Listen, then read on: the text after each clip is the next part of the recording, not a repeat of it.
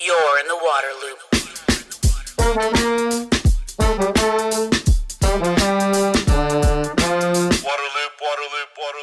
Welcome to Waterloop, the podcast that explores solutions for sustainability and equity in water. I'm the host, Travis Loop. This is episode number 207, Western Leaders and Adaptation Insights. As a variety of forces continue to change the water landscape in the American West, adaptation is the focus. This episode features conversations with several prominent water leaders from the One Water Summit in Tucson. Adel Hagekhalil, the general manager of the Metropolitan Water District of Southern California, explains ambitious plans to capture, store, and recycle enormous amounts of water across the region. Felicia Marcus, a fellow at Stanford University's Water in the West program, discusses California's progress during the past decade and how it has created a comprehensive approach to adaptation. Sharon Megdal, a professor and director of the Water Resources Research Center at the University of Arizona, talks about the role of research in building public understanding of problems and advancing tangible solutions. You're in the water loop. Our first guest is Adel Hagekhalil, the general manager of the Metropolitan Water District of Southern California. Adel was asked how the greater Los Angeles region is responding to the challenge of water scarcity. We're looking at developing a climate adaptation master plan for water and looking at a new business model to support the investments we need. We are dealing with a what I call the climate whiplash. Last year, we had a third year of a very severe drought. We're seeing hotter and drier days, and we almost ran out of water in some of our regions. And we were tapping into our reserves and storage. And it was clear that we need to do something to create safe, resilient water for everyone with no one left behind. So my board, Metropolitan Water District, that represents 19 million people, and decided to really work hard on building a resilient water future for Southern California. But the work we do in Southern California impacts California and the Southwest. And as we have work we do in California and with the partners across the region. But really, it's the solution we're looking at is when you have water, we have new tools for water management. When you have rain and water, as we had this year, we need to capture it, move it around, store it, and put it in the system, above ground, underground, and then recycle every drop we have.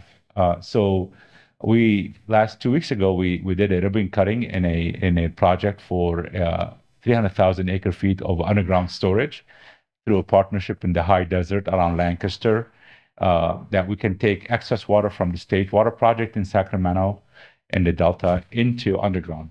That's the size of that project is the size of Lake Castaic. If you've been to Big Bear, it's 3 times Big Bear Lake. So it's enough for 260,000 households.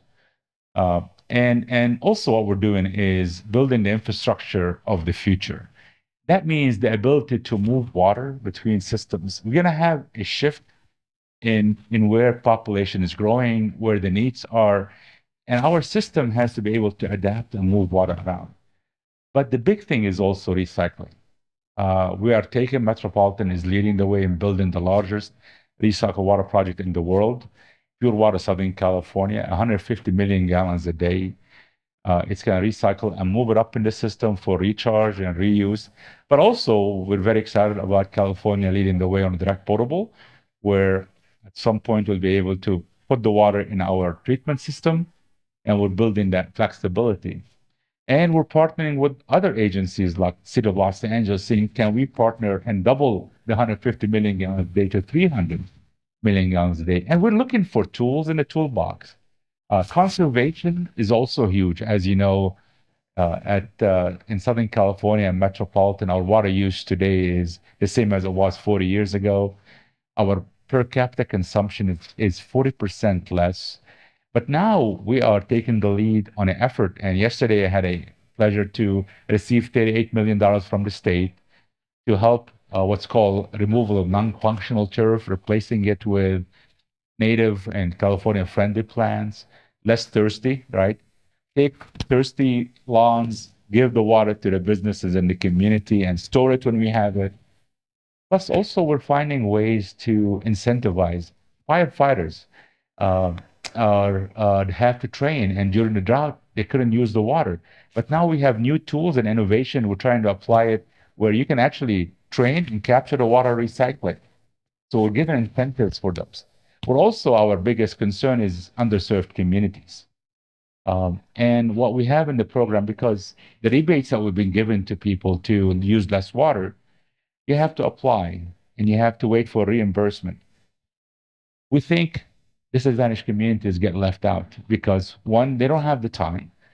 Most of them work 2 jobs, and they don't have the upfront money. So one of the things we're looking at is direct install. So we're partnering with the gas company where we are doing energy audits, and now we're doing water audits at the same time. And if we need to invest and replace leaky fixtures, inefficient water fixtures, we do it on the spot. You don't have to pay a penny, and then it's paid by us directly. To me, that's the shift. And as we're partnering with the 7 states in the Southwest and the country of Mexico, we saw what happened in Lake Mead and Lake Powell and the Colorado River. You know, nature gave us a lifeline, and we're trying to take advantage of it. But really, the future is about how we can still farm efficiently, how we can capture water and store it. And I talk about the future is actually creating reservoirs of water. At the end of this year, we'll have the largest storage in the history of Metropolitan, 3.5 million acre-feet of water. But that doesn't take away what we need to do. We need to use that water very carefully, be efficient. Everybody in the whole Southwest have to be efficient in their water consumption. That's why we have an MOU with all the urban communities and working with the farmers. We support farming, and farming is essential to our livelihood and the community. But to me also, I want to look beyond the federal funding that's available. We're lucky we have some federal funding from the Inflation Reduction Act and the bipartisan infrastructure bill. But we need to find sustainable funding through a new business model in Metropolitan that incentivize conservation, but also invest in infrastructure, not based on buying water, but also as a Southwest, can we create buckets of water, reservoirs of water, but also create reservoirs of money where we can share in putting money aside and then holistically agree what is the investment needed? Is it in Arizona? Is it in Southern California? Is it in Mexico to recycle water? And then take away the demand on the Colorado River. We can't just talk about cuts. We need to talk about solutions and new ways to provide water.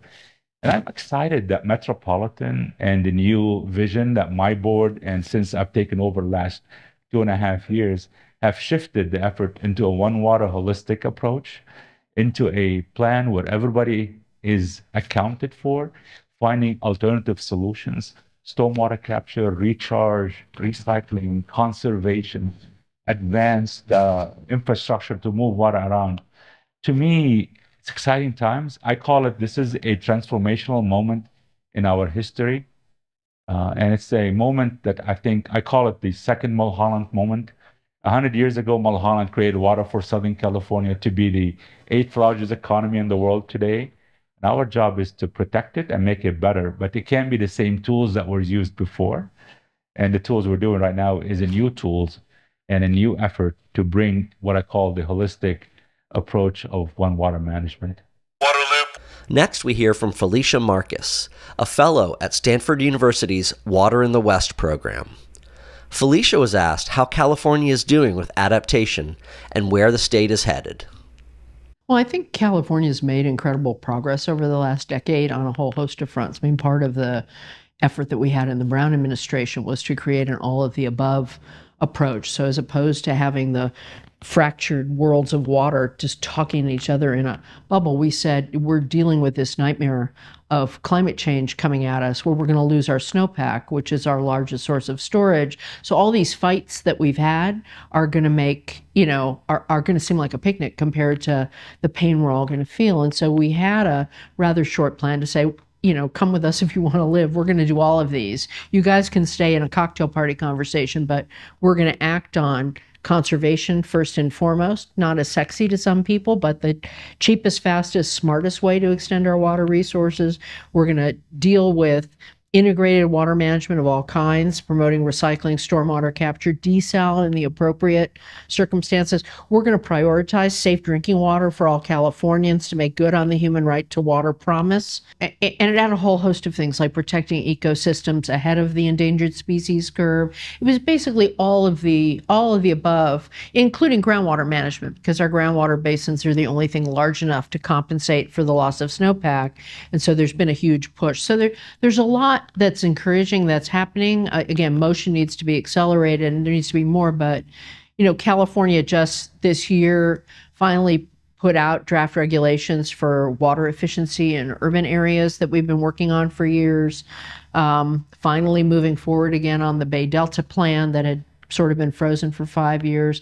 But I think one of the most exciting, and safe drinking water for all, they've made a lot of progress. 200 communities that didn't have safe, affordable drinking water now do. They have many more to go, but they're really in motion there. But one of the things I'm most excited about is the audacious goals for stormwater capture and recycling in the LA area. And I've spent a lot of time talking about and writing about this recently, where there's a recognition of the incredible impacts of disruption that could come either from earthquakes or from climate change, both on the Colorado side and the State Water Project side with Sierra Water coming via the Delta or even coming via the LA aqueduct. And so you finally have now the Metropolitan Water Agency, which was always known as the water import people. I mean, they were created to build the Colorado aqueduct, and then they expanded to help build the State Water Project, actually investing their own money and time, working with county sanitation districts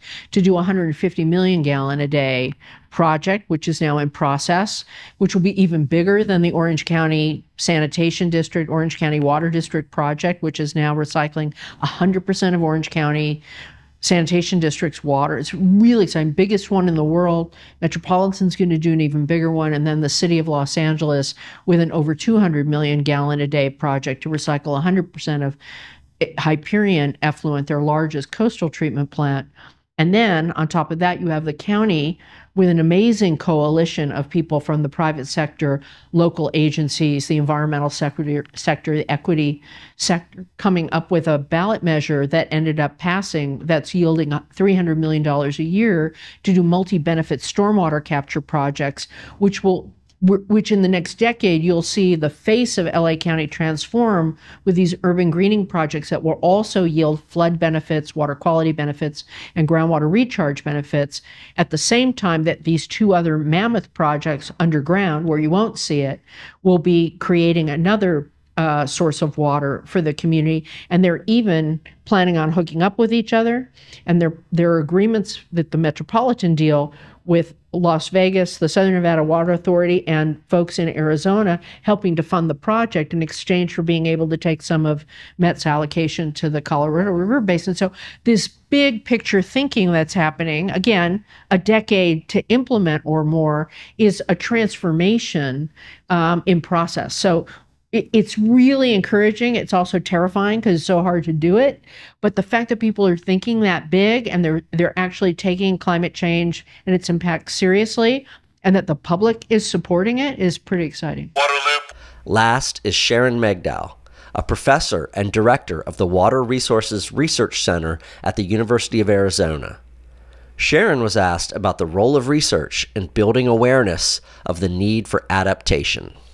So dialogue is important at multiple levels. When we're doing research, we want to have dialogue with those who may be the users of the research to help us define the research questions and the approach. When we're doing educational programs, it's also important to reach out very broadly and try to engage people, because fundamental to the work that we do at the Water Resources Research Center and the work I do is helping people understand what is the nature of our water problems, what are the possible solutions to them, what are the trade-offs with those solutions, so that people can understand they may be decision makers making the decisions, but one of the things that I like to say is that most of us that are maybe voting age or close to voting age and above, we're all water decision maker influencers. And so really, the kind of dialogue you have may differ with whether you're dealing with water industry people, water experts,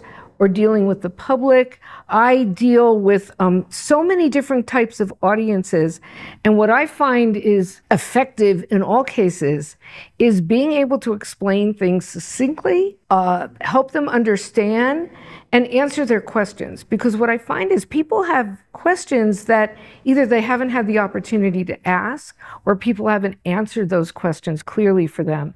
So dialogue happens in many different ways. And one of the thrusts of my work over the last couple of years is to provide opportunities for people to learn and people to listen. And that includes opportunities to learn and listen from indigenous peoples, from peoples of different walks of life, trying to bring together people who may not always come together.